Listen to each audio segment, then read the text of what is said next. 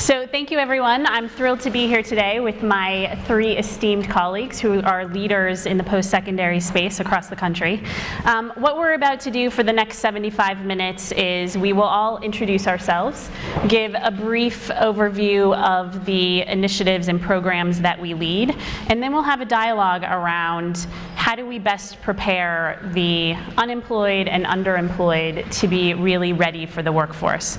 So we have a few questions that I'll lead our panelists through and then open it up to all of you for questions.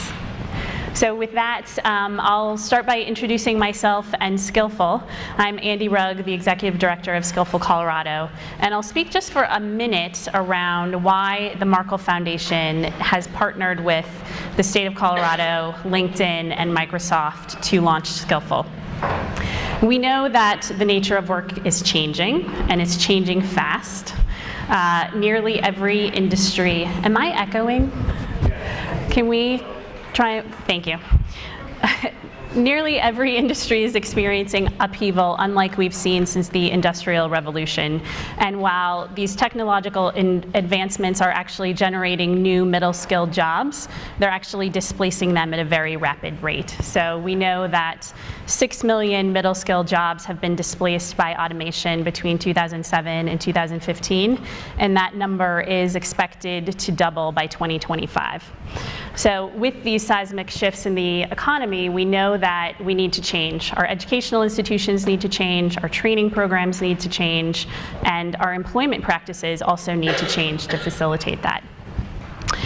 So this is really why the Markle Foundation is investing in Skillful and why we've partnered with the state of Colorado and Microsoft and LinkedIn.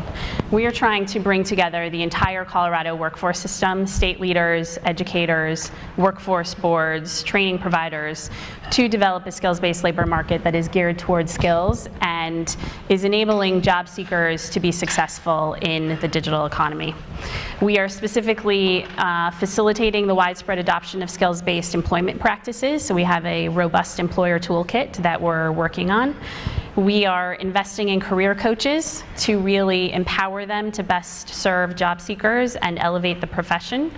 And we're driving increased transparency around data and educational outcomes to make it easier for a job seeker to understand the value of a training program.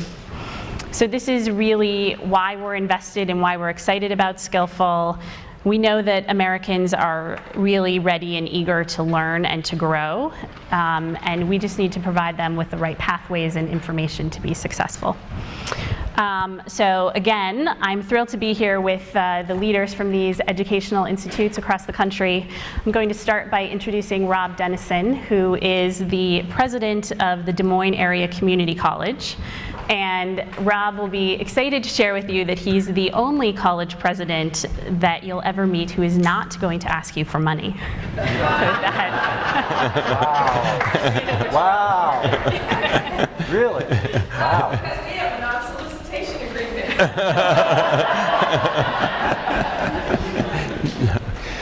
Again, Rob Dennison, President, Des Moines Area Community College in Des Moines, Iowa. We're one of 15 community colleges in the state. We serve 37,000 credit students and 22,000 non-credit students annually. Those are big numbers, but our most important numbers, our average class size is 18. We're a comprehensive community college. 45% of our students are with us to get the first 2 years of to go into the workforce, 1 or 2 year program to go directly to work. 55% of our students are here for the first 2 years of a 4-year degree. We got articulation agreements with everybody around the world, and our students do extremely well when they transfer. We have about 250 degrees, diplomas, and certificates. In Iowa, I say we got you covered from cradle to grave, because if a baby's born in central Iowa, very likely there's a DMAC nurse in the delivery room. If someone passes away, we've got the only mortuary science program in the state. We deal with students that are very, very bright. We've got the only accredited honors program in the state. We've had 2 of our students get Jack Kent Cook scholarships worth hundreds of thousands of dollars. On the other side, we've got students that come to us without even bootstraps to grab multiple barriers. We do about 3,000 ESL students a year. We do programs inside the prison, something I'm personally passionate about, not because I've been there personally, other than to visit, but something as we look to areas of need where we can drive workforce. because we've got, like many of you, lots of jobs. I did prepare a PowerPoint that Joe can make available to you that talks a little bit about the college, some of our work-based training and successes. We're big right now into work-based learning. We are custom designing employees for specific companies. And I'll use Shazam as just the one example. They hire our second-term freshmen out of IT programs. We jumpstart some programs in the first term. Shazam hires them in the second term for year-round paid internships, $18 an hour. Out of their 250 IT workers in Des Moines, Iowa, 144 came through our 2-year program, and with a 2-year degree, they're averaging $90,000 a year. We've done the same thing in healthcare. We've done the same thing in diesel mechanics. We've done the same thing in micro molding on the tool and die program. At the very end of my presentation, it talks about our brand is life's calling. Our tagline is if it's dreamable, it's doable. If it's dreamable, it's doable at DMAC. What I really wanted the billboard to say when it went up was life's calling, answer your damn phone, because that's where we see it breaking down. There are too many people that don't take that next step to take an opportunity that can move them quickly and dramatically into a better career. Thank you, Rob. I'd now like to introduce Jeff Barrett, who is the Executive Director of the Emily Griffith Technical College. And Jeff, I've had the pleasure of working with Jeff for the past year on Skillful. He's been a great partner to me as well as many others in the Colorado system. So welcome, Jeff. Thank you. Good morning, everyone. It's a great session. How many of you remember this report, Pathways to Prosperity? Harvard put it out 6 years ago. It's about damn time we start doing it, right? That kind of tells a tale about higher education in some ways, in that the landscape is changing tremendously in not only how we program our classes, but how we deliver them, the modalities, how we're really focusing on workforce development and learning, which scaffolds credentials and certificates. You know, certificates are the fastest growing credential in this country, whether it be a Wharton MBA executive certificate or a certificate from Emily Griffith. So you're seeing a huge shift, a paradigm shift, and it's really powerful to see in this country finally. How many of you in this room still believe the baccalaureate degree is a golden ticket? You were raised that way, right? No hands? Maybe one hand there. You don't have to be shy. So Emily Griffith has been around.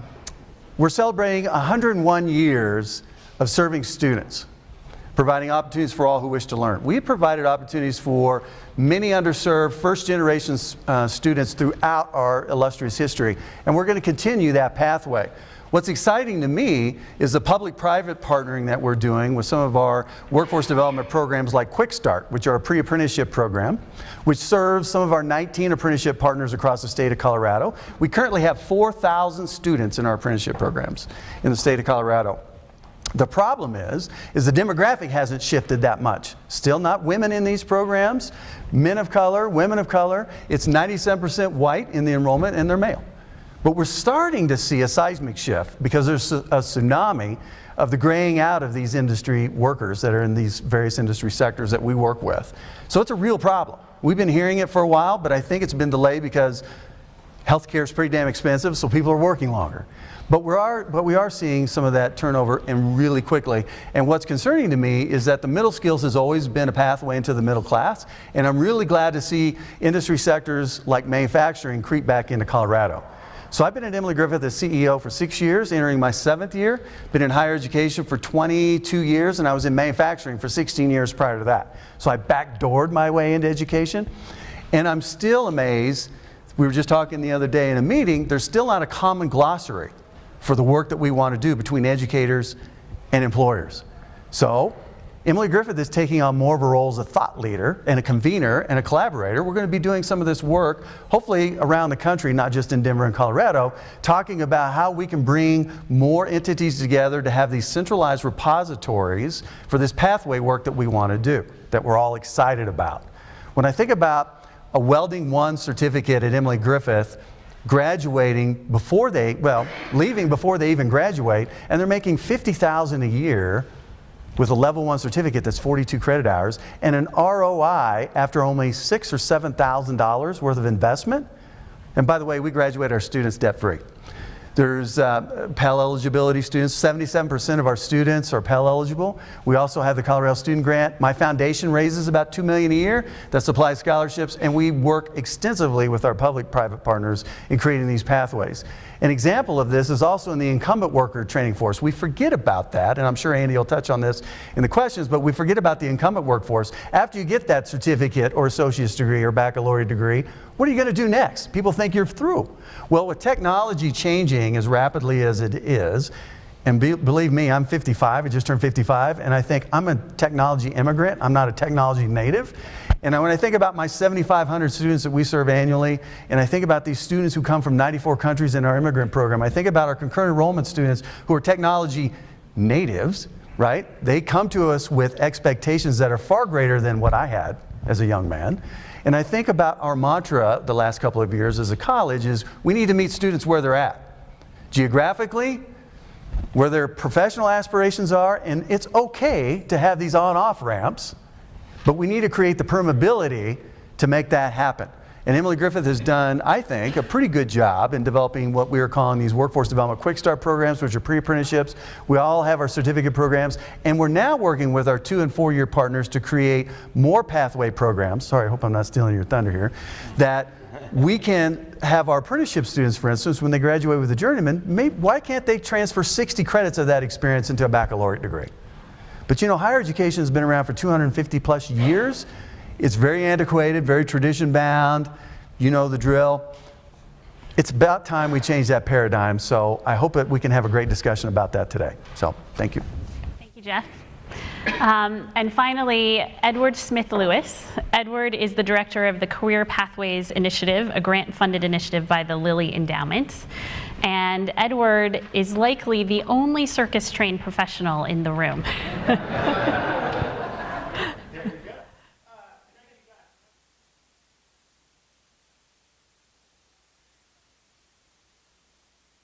Having these kind of conversations in this setting is very much necessary. As I think about the work, as I think about our work at UNCF in partnership with the Lilly Endowment, we know that we're on the cutting edge of something that's fundamentally necessary. We're working with 24 higher ed institutions, 23 historically black colleges and universities, and 1 predominantly black institution, the University of West Alabama. Collectively, we represent about 50,000 students through our work, and that's about 8,000 bachelor degrees annually. We're only working with 4-year institutions, and the fundamental question we're asking is, how do we leverage the liberal arts to develop 21st century workforce ready graduates? When we first started with that question, and we put that question out to 84 institutions that we invited to do the work, we got 70 letters of interest back from those 84. I should say 79, but 9 of them came in after the 5 o'clock deadline. We were very strict. So we have 70 that we reviewed, and this process started before I joined. I guess I should say I've been with UNCF, or the United Negro College Fund, for just over 1.5 years. And prior to that, I was with the Gates Foundation on their post-secondary success team. When I came in, UNCF, the day before I arrived, sent me this massive binder of those 70 LOIs, just 1,500 words. They said, do a little homework before you get here. Flip through the 70 LOIs, and I would say about 90% of them focused on building personnel capacity within the Career Services Office to do career pathways. And I took a step back and I said, okay, so what am I supposed to do with this? It was my job to go from 70 to 45. And I said, there's no way I could go from 70 to 45. 90% of them are off base. So what do?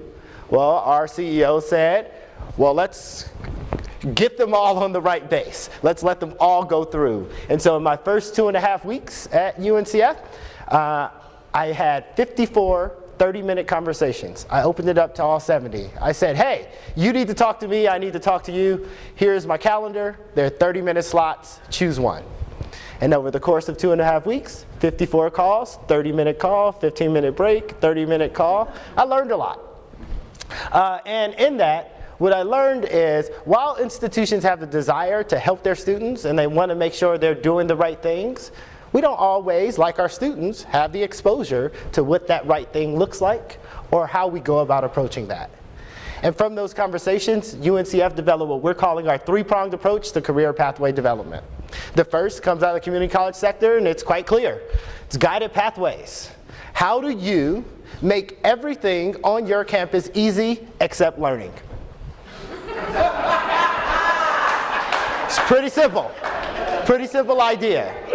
And it's about fundamentally rethinking your organization, your operations, and the expectations that you set for your students. Now, some people call that proactive advising, some people call that financial literacy, some people call that 15 to finish. Call it what you want, but it's about making sure that every student on your campus, and I use every intentionally, knows what it takes, how long it takes, and where they are along that path to get to graduation. Now, some of our institutions say, wait, you said career development, not graduation. Across our institutions, the average 6-year graduation rate is 36%. There is no way we do career pathway development without focusing first on graduation. This idea of guided pathways is what we call engaging the student to learn. The whole focus of guided pathways is to remove the excess to allow the students the opportunity to learn. And that means everything from making sure they have the right resources in place to making sure you, as an institution, have prioritized with your resources the right activities and the right things. We all know that many of our institutions have the wrong policies and the wrong procedures in place. And so they're going by what they used to do. And I say, similar to you, most of higher education is operating from a 17th century ideal, a 19th century model, and 20th century content. None of that is producing 21st century workforce ready graduates or 21st century workforce ready thinkers. The second piece of our strategy is what we call curricular enhancement. No one wants to touch faculty and curriculum, but fortunately UNCF, a almost 75-year-old membership organization and partner to its institutions, is ready to dive in. And we don't care how dirty it gets. And we understand that it'll be quite dirty. But we know that if we're going to develop the graduates who are going to succeed in the workplace, we fundamentally have to look at the content that we're providing for them and the pedagogical practices we're using to deliver said content. And so through this work, in addition to getting the institutions to agree that curricular enhancements need to happen, and I would say curricular blow up and redesign, but that doesn't sell well, and so we say enhancements intentionally.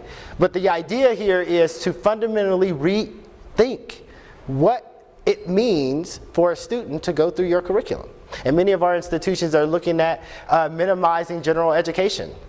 I have an institution that has 64 hours of required general education courses. There's no way a student can really explore, especially when you get to more of those technical upper level skills, if they're spending 64 hours. That's more than 2 years of the time going through your general education curriculum. And when this institution looked at that, they realized that many of the learning outcomes were duplicative. Not only were they not tracked well, but they were duplicative. The expectation was duplicative. And so they've gone from 64 to 34, which we're very excited about. We believe fundamentally that a lot of the curriculum and the content that we want to share can be done if within the institution we're actually sharing what the expectations are. The third piece is what we're calling integrated co-curricular engagement. Pretty simple. We know, and someone asked the question about study abroad. Yes, study abroad. But we know that students who study abroad, do research projects, have internships, lead student organizations, not only are they sticking around campus and graduating, but they're also getting better opportunities to interview and subsequently better jobs. So why is it that the institution has all of these opportunities available, but they have not set a clear expectation for the student to do it? So we take our curricular enhancements and our integrated co-curricular engagement and we say, set the expectation for a robust learning environment on your campus, and we call that ready to earn. Because that's where both inside and outside the classroom, you're going to get those competencies. We know you can only learn so much in the classroom, and while I do love experiential learning and problem-based learning and all of those great things, there's still going to be a gap because we have to work with people, and we have to work with people from different backgrounds, as we saw before, and that's why we're pushing that co-curricular piece. Get out there, see the world, experience the world real time, but collectively, those are the opportunities. And we'll talk more about the work that we're doing, but we've set a very audacious goal for our institutions.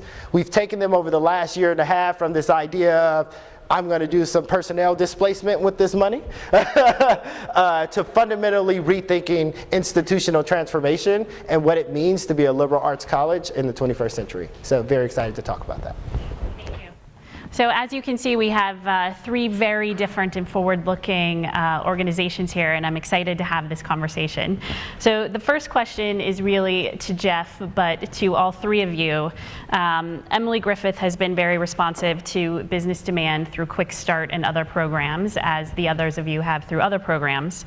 Can you describe two things? First, how do you keep your pulse on the many various industry demands that are coming your way? And then two, how do you handle it? Are you proactive, reactive? How do you really know what's coming? Great question. In a 2.2% unemployment rate economy, we've been really reactive, obviously because of the needs, but we've learned to become more proactive. All of our programs have advisory councils, but we go beyond that. We sit at the table at industry sector meetings. I spend most of my time interacting with CEOs and HR people across the city of Denver and even the state, finding out really what are those competencies. We rely on people like Skillful and others that are drilling down those industry competencies, and then we bring them to the table and say, what do you need from an industry perspective? And I'll give you a couple examples. One is in the Construction Careers Now program that we developed with Associated General Contractors. They represent 500 contractors across the state.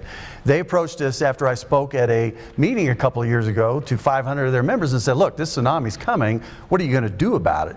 And so they approached us and said, look, we need some help. You're the curriculum experts. You're the training experts. We've tried this. It's not working. And I said, yeah, but you're the competency expert.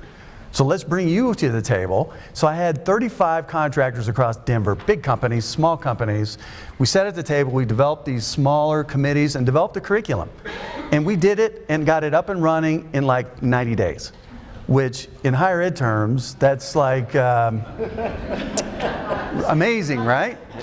So what we also did was, how are we going to fund this, right? So after we got the concepts in place, so we went and we approached some national folks and we looked at the state, and then we went to the Department of Labor and said, look, you need to have some skin in the game too. So we were able to secure a $1.1 million grant to market and do outreach, as well as do this training as a training provider, Emily Griffith. Great example, we were supposed to train 90 the first year, it started back in September. We've already trained 400 people. And this program has just exploded. Culinary Quick Start's another example. 150 restaurants from Eat Denver Restaurant Association. How many of you went to a restaurant last night in Denver? It's probably pretty good. We have this exploding hospitality scene here in Denver. Hotels are locating here, headquarters are locating here of hospitality folks. Same thing. They said, we've tried the training route, but it's taken away from the operational. How can you help us? Again, ramped it up, got it going, and guess what? We're using industry people to teach our curriculum. So we're using people from the construction industry with our help, because it's kind of a crash course in drinking from the fire hose if you haven't taught before. We're also using chefs to come in and teach the curriculum for our culinary program. Again, we have a wait list of about 500 people trying to get into it. We went and got a grant. The tuition is free. So talk about helping underemployed, underserved. You put a program that lasts 4 months, and at the end, 70% of those people are working gainfully in the field, and they went through it for free. Those are the programs we need to think about, but is that sustainable? We need to work on the next step now as to what are those pathway opportunities to do that. So those are just a couple of examples, but being proactive is getting the industry at the table to say, look, you guys have been a consumer of talent. You guys also need to be a developer of talent. So that's where we challenge them as well. And true with most community colleges, every one of our programs has a business advisory committee of the companies that hire students out of those programs. And even the 15 community colleges in Iowa, our tool and die program is very different from the tool and die program in the community college 60 miles from us, because the employers in those two communities are different. So we custom design employees to the specific needs of those employers, and they get on our advisory committees, first of all, to have the first shot at our best talent, so they get to know the students. But second is to make sure that as they're looking a year or two down the road, either equipment-wise or competency-wise, we're moving just as fast as they are, so that when our student walks out the door, they're current at that date, not the date they started with the college. So I think that kind of connectivity makes it exciting, and I agree. I mean, we've got the ability to start programs very quickly, and we've got a Department of Education that is flexible enough to understand that if we don't move quickly, businesses suffer and our students suffer. So I think that's what makes it so well, is the business connectivity.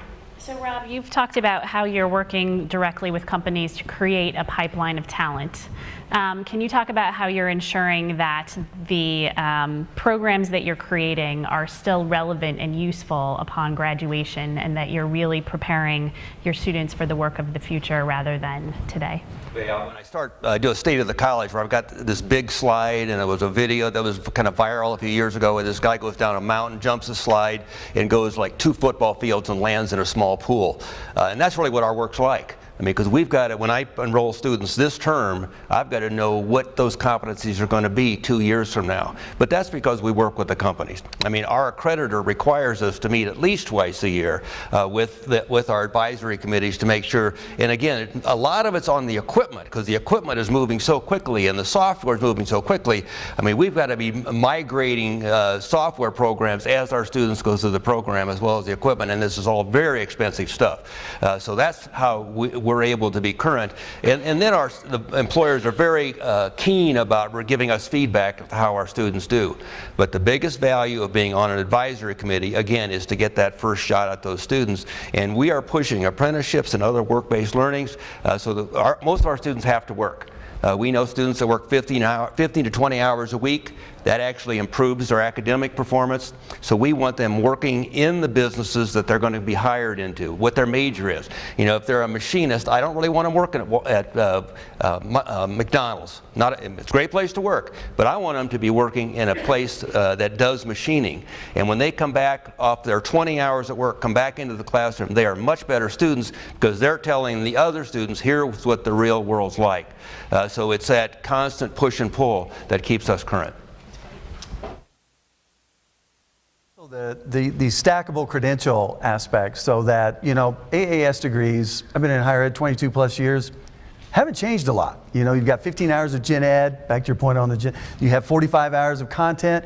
We need to unbundle higher ed and how we package it, because the stackable credentials gives you that flexibility. You get the base certificate, let's say, in machining, but then you have to have that, CNC, or maybe it's a specialized area. I think about CAD BIM, which is an area, BIM being building information modeling, CAD being computer assisted drafting, where we're working with employers to bolt on certificates so that we can make them employable across not only the city, but across the country as far as their applications. And we're looking at similar things across our institutional set. I would say there's no one path that any one of our institutions are taking, and there's quite a bit of variety, but things that are boiling to the top are things like stackable credentials or industry recognized certifications. A lot of institutions are ready to run down that sort of certificate path, creating certificates that have no value. Our push is, there are certificates out there, how do you adopt and adapt for your environment and ensure that they're industry certified? The other thing that I would say that we're doing, and we had a pilot program this past year,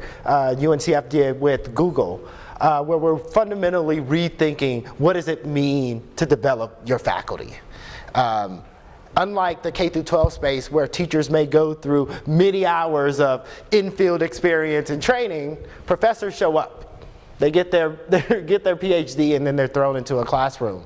Well, we believe that there's a gap there. As we talk about the skills gap or the talent gap in the workforce, well, higher education is a workforce. And there's quite a bit of gap there as well. And so we're fundamentally looking at, what does faculty development look like, and how do we give internships to faculty members? And so this past summer, we had about 40 faculty members out in Google, in a or faculty in residence program at Google, where their whole job was to experience Google and reflect on how this could change your curriculum. Now, the goal was to change it. But the cultural barriers, having a 20-something tell you how to do your job and you've been in the field for 20-something years, was a little hard to get over. And so we learned a lot. And we hope to expand this program next summer. But we're fundamentally looking at how do we do professional development on college campuses. We think that that's going to be the key to keep everyone abreast of the latest trends, because if you're entrenched in it, you're aware of it. And right now, higher ed is this big black box that no one can see into and no one can see out of, but we're expecting them to know how rapidly the workforce is changing, and they sit outside of it. They've never, in many cases, they've never been in it. And so we're really looking at how do we get faculty that exposure, everything from boot camps to full-on one-year externships. Go work there, bring that knowledge back, and share it with your colleagues. We shouldn't devalue the gen ed piece of vocational education because we track our students, and a lot of companies, as soon as a student gets that specific auto mechanic skill or that welding skill, they want to hire our students out. Well, we know that over time the students that grow inside that company and move up, they're the ones that finished our 2-year program because they show up with all those employability and soft skills that these companies want. So I mean the technical competency skills, that's a given. But we need to make sure we have those other skills that they bring into the workforce that makes them valuable to the employer, more valuable than just having the competency, and it allows them to move up professionally. I would argue though that we need to contextualize it, because when I think about adult basic ed and the way we contextualized that pathway to get into our career and tech ed programs, it helped a lot. If they knew they were going to be a welder, contextualize that GED program or that adult basic ed. And why aren't we doing that with associate degrees instead of making, I'm an English major, okay, I can speak to the choir. But a BA in English means master's program, right? So, but the reality is that we need to contextualize that work from the general ed perspective. And one thing we've done, to your point on the industry perspective, we created our schedule to be 4-day weeks. So on Fridays, we release our faculty to go out and be industry shadowers, work with industry, develop content, so they would have that time to do that. That was very important. So just want to make that point. Yeah. Shift that we've been pushing with our institutions is this idea of a career within your degree, or a career within your major. The number of times we read that in reports on what they hope to do, and we want to increase the number of careers within a degree. Well, we want to get rid of that as a phrase or as a thought. The idea here is your degree should be a content-focused area that interests you. When I first started at McKinsey, a management consulting firm, I was an econ major. It was expected that I would go into a consultancy. It was plausible, but I sat next to an art history major in my first training course at McKinsey.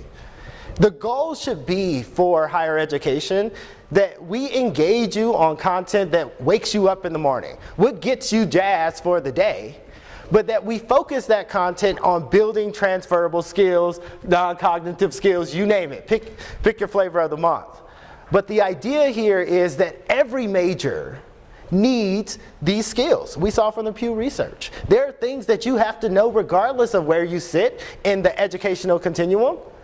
And so what we're pushing with our institutions is don't think about fields within the major. Think about fundamental skills for jobs that have yet to exist. And that's a mindset shift for many of our institutions, and we understand that that's hard to think about, but we do believe that you could have if you want to be an art history major or an English major and you have a need to be a plant manager in your local city, well then you should walk out of college as an English major with project management skills. Like, why wouldn't you have those? And so we're pushing our institutions to think through, and we use the guide 2020, I think it's Workforce 2020.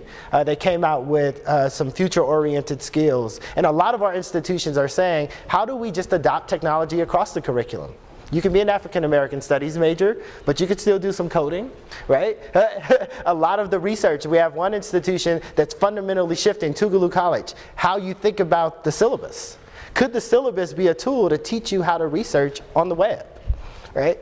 And so really thinking about those transferable skills that every major needs, because we don't believe necessarily that our students know what they want to do. And the caveat to that as well, as we look at our population, and we're about 90% African American, about 75% Pell eligible population. We understand the need for broad exposure. Because when we talk about staying within the company, getting that first job, technical skills can get you in there. Your ability to use CAD, we get it. We understand that. But if you're going to progress and you're going to move to a leadership position, every leader got there because of their social capital. And unless we can fundamentally build the social capital of our students, we're doing them a disservice. We're getting them into a job, but then they're not staying there. For many African Americans, underemployment is double, well, unemployment is double that of their white peers. Underemployment is more than double of that.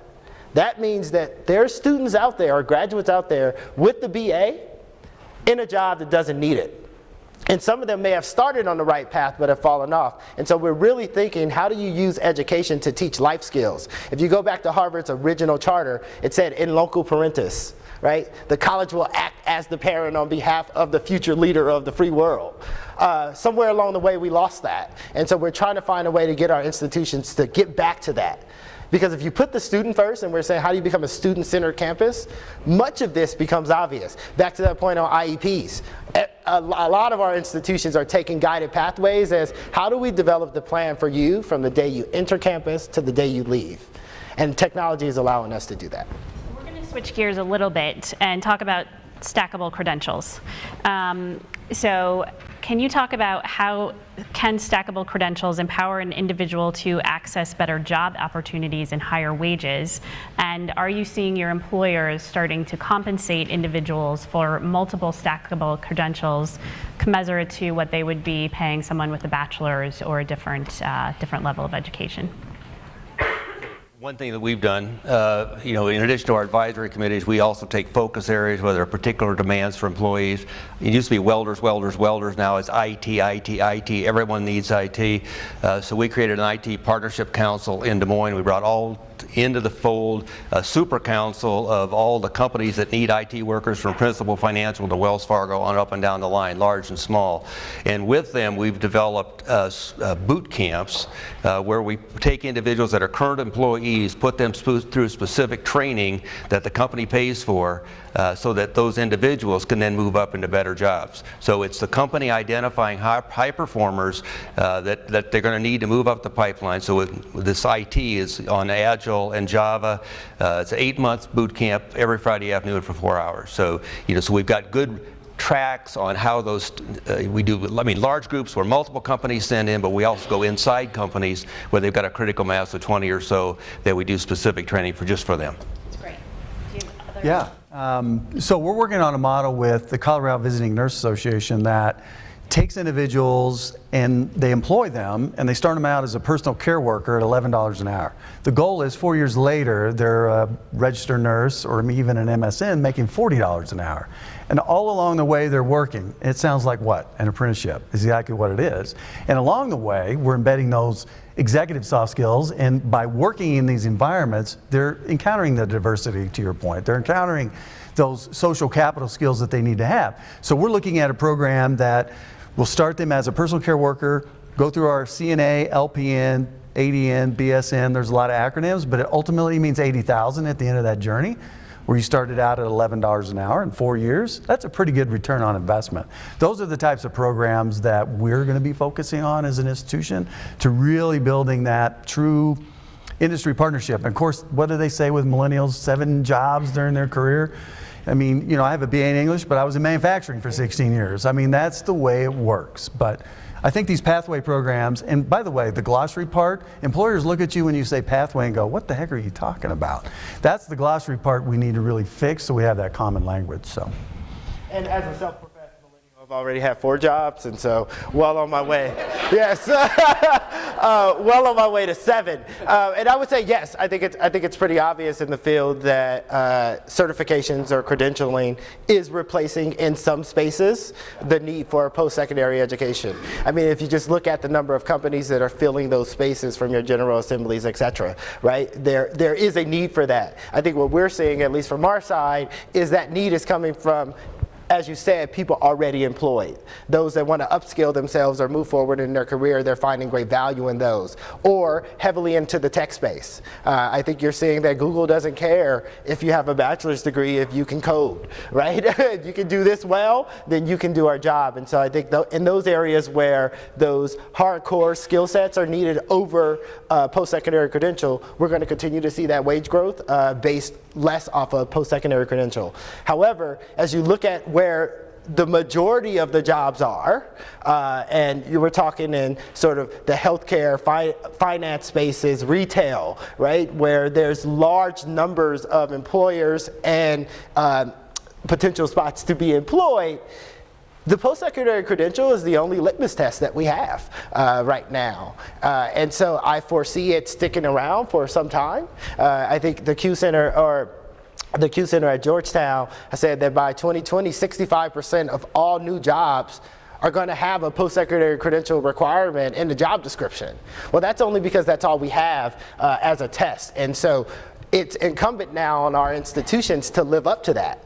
I think the employer space wants to have something that says, hey, this is a stamp of approval that you're a good employee. Right now, higher ed's just not living up to that stamp of approval, and we're trying to find ways to close that gap. But at least for the near term, I see yes, sort of on the edges, so the certificates will take the place, but right now I think the more broad higher ed is needed. So we are seeing a shift away from degrees to more of these certificate programs. From your perspectives, what do employers need to be doing to encourage the development of this adaptable and attainable education system for all? What's their, the employer role? They need to make sure they're portable. To Rob's comment, if they're 60 miles away, the machining companies are doing something different and they're going through a different curriculum. Is that as good a thing as it needs to be? Because it needs to be more portable. The apprenticeship programs have led that way forever. I mean, you can take an iron worker position, whether you're union or non-union, and take it across the country, and it's still pretty much the same work.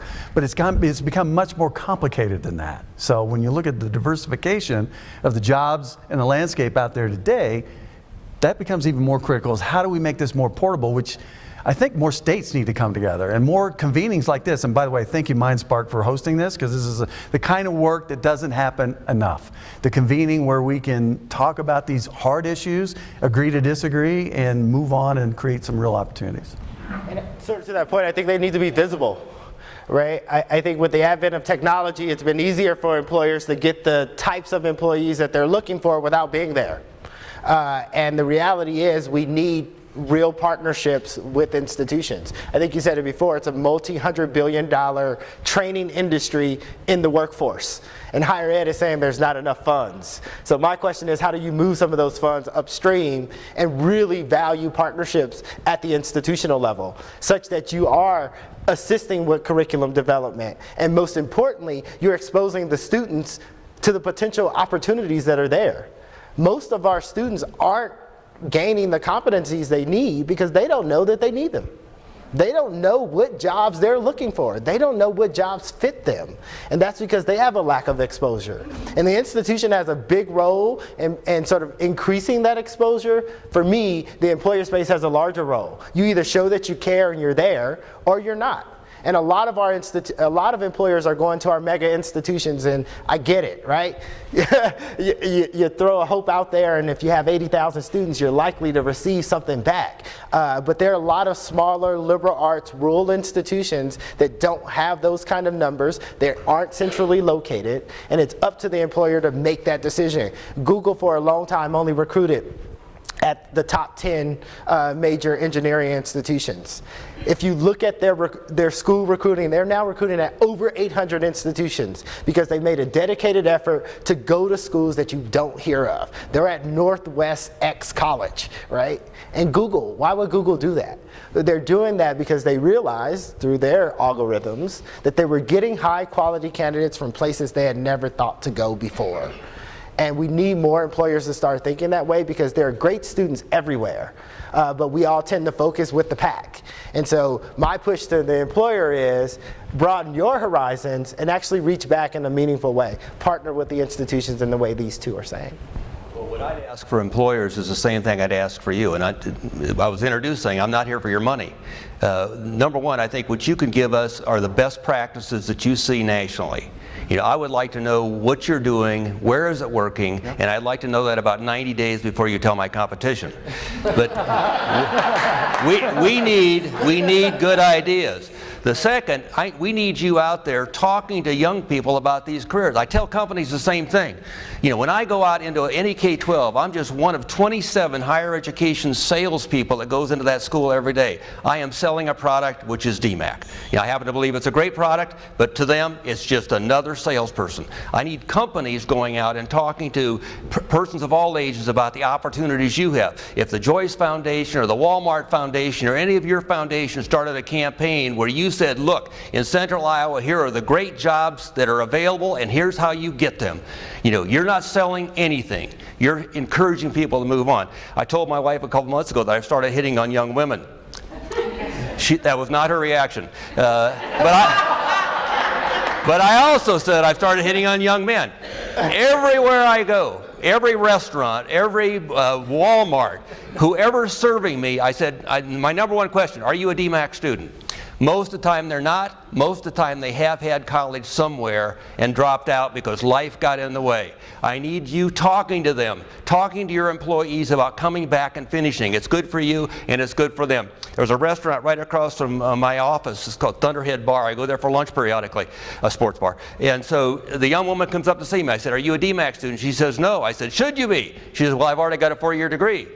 And you know, I'm a real bashful guy, so I said, how much is your student debt?